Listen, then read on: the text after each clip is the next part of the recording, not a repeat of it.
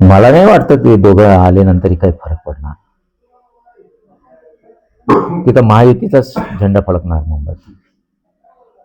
कारण जे महाराष्ट्रात नगरपालिकाचे इलेक्शन आले ते आपण बघितलं की कौल सर्वात जास्त भारतीय जनता पार्टी, त्याच्यानंतर शिंदे सेना, त्याच्यानंतर अजित पवार गटाला जे बहुमत भेटलं म्हणजे एक रुझान तयार झालेलं आहे. आणि मला वाटतं की महानगरपालिका मध्ये बी पण तसंच होणार. म्हणजे युतीचा काही परिणाम होणार नाही महानगरपालिकेवर?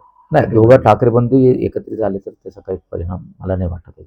जालना महानगरपालिकेत युती संदर्भात भाजपला 2 महिने झाले प्रस्ताव दिलाय शिवसेना शिंदे गटानं. आता काल अर्जुन खोतकरांना 2 दिवसाचा अल्टिमेटम दिलाय भाजपला. आमच्यावर खापर फोडू नका, युती करायची असेल तर आताच सांगा, नंतर खापर फोडू नका, असं खोतकर नसता आम्ही स्वभाव लढण्यास तयार आहोत. भारतीय जनता पार्टीने मला निवडणूक प्रमुख केला. मला आतापर्यंत कोणी तसा प्रस्ताव दिलेला नाही. तरी आम्ही स्वतः भास्कर आंबेकरांना निरोप दिला. आमचे मित्र राजेश राऊत यांनी सांगितलं की तुम्ही बसा, त्याचं प्रिमिनरी मीटिंग तारीख झालेली आहे. त्याच्यानंतर आम्ही त्यांना हे सांगितलं की एकदा आमचा इंटरव्ह्यू होऊ द्या.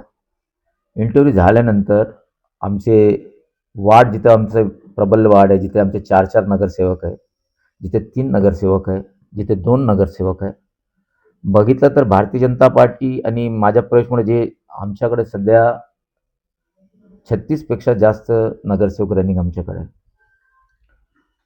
त्यासाठी आम्हाला एक वर्कआउट करावं लागतात आणि त्यासाठी आज आम्ही बसणार आहे पार्टीचे वरिष्ठ लोक. आणि त्याच्यानंतर आम्ही पार्टी हायकमांडकडं पण आम्ही त्यांना निरोप देणार आहे. तसा निरोप तर आलेले आहे. सन्मान्य बावनकुळे साहेबांचा निरोप होता काल. आपले पंकज भोईरचे, आम्ही युवक काँग्रेसमध्ये असताना आम्ही सोबतच काम केलं, मी त्यांनाही भेटलो होतो. युतीच्या मूडमध्ये आहे. पण 2-3 अडचण अशी आहे, सर्वात मोठी अडचण अशी आहे की अमोल धानुरे म्हणून आमचा एक ब्लॉक कमिटीचा इथला अध्यक्ष आहे, जिथं आम्ही राहतो, त्याला शिवसेनाच्या तथकथित लोकप्रतिनिधीने तुझ्यावर मी मोक्का टाकू अशी भाषा केलेली आहे. ते कितीपर्यंत योग्य आहे याची तक्रार मी मुख्यमंत्र्यांकडे केली. मी स्पष्ट सांगतो, माझा स्वभाव असा नाही आहे. तुम्ही एकीकडे युतीची भाषा करताना आणि आमच्या लोकांना धम देतात, तुला मोक्का टाकतो, तुला असं, हे बरोबर नाही. मी काल भास्कर आंबेकरला बोलण्याचा प्रयत्न केला, ते अवेलेबल नव्हते. पण गणेश राऊतला मी बोललो, अरे अशा जर धमक्या देत असेल तर ते ठीक नाही ना. आपण एकतर युतीसाठी बसणार, मग असं लहान लहान गोष्टी मग एक दुधात मीठचा खडा पडल्यासारखं होईल. आणि मी नेता लोकांना समजून सांगा, थोडा आपल्याला युती करायची असेल तर दमदाटी किंवा अल्टिमेटम सारखी गोष्ट करायचं नाही. प्रस्ताव तुम्ही कोणाला पाठवले, माझ्याकडे तर प्रस्ताव आला नाही. कारण मी निवडणूक प्रमुख मी आहे. आमचे सिनियर दानवे साहेब ते प्रभारी आहे, लोणीकर साहेब आहे, कुचे साहेब आहे, भास्कर आबा आहे. आम्ही सर्व निर्णय घेणार. आणि ठीक आहे, माझ्या तुमचं जमत नाही, हरकत नाही. तुम्ही पण, आम्ही आज आमच्याकडून काय होणार आम्ही त्यांना बोलणार आहे. मी स्वतः आंबेकरला बोलणार, बाकी मी दुसऱ्याला बोलणार नाही. आणि त्याला कोणाला बोलायचं असेल तर या मला सोडून कोणाला बोलायचं ते बोलू शकतात. साधारण कधीपर्यंत याच्यावर निर्णय होण्याची शक्यता आहे? कारण आज दुसरा दिवस नामनिर्देशन दाखल करण्याचा. हे बघा, लास्ट डेट 30पर्यंत, बरोबर. आणि उद्या सुट्टीचा दिवस आहे. होऊ शकतं उद्या आम्ही बसू शकतो त्यांच्यासोबत.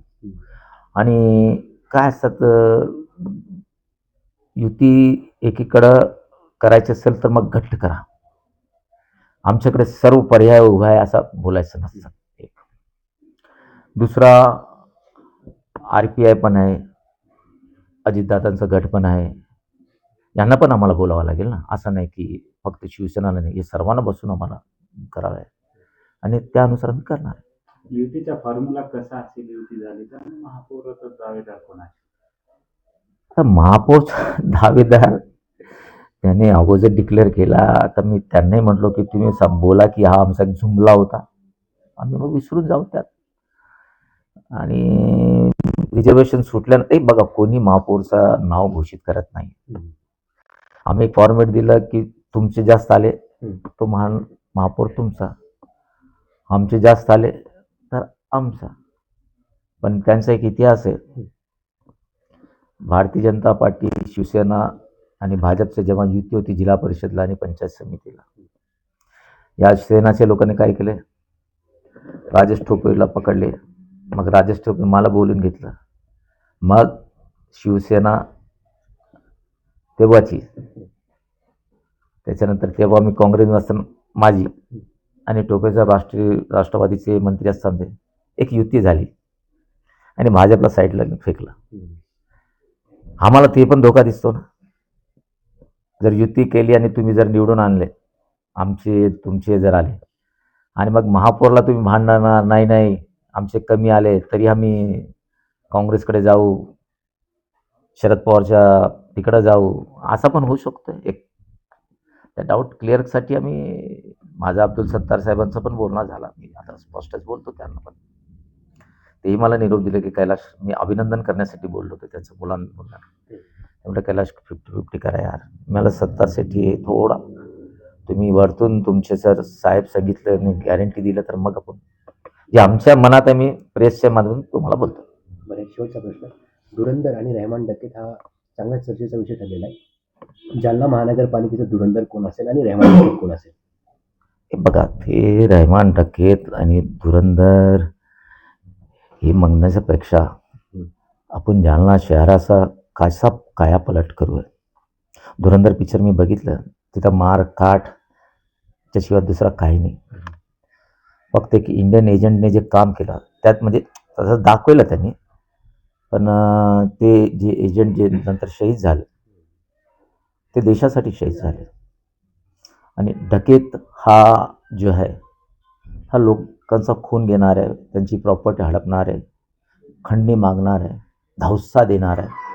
आणि त्याचा अंजाम काय होतो, रहमान डकेचा तुम्हाला माहिती नाही, इन्काउंटरवर एक बोलणं आहे, शिशुपाल के भी 100 पाप जब तक पूरे नहीं होते, श्रीकृष्ण जब तक सुदर्शन चक्र नहीं भेजता. ते डकेत बरोबर झाला.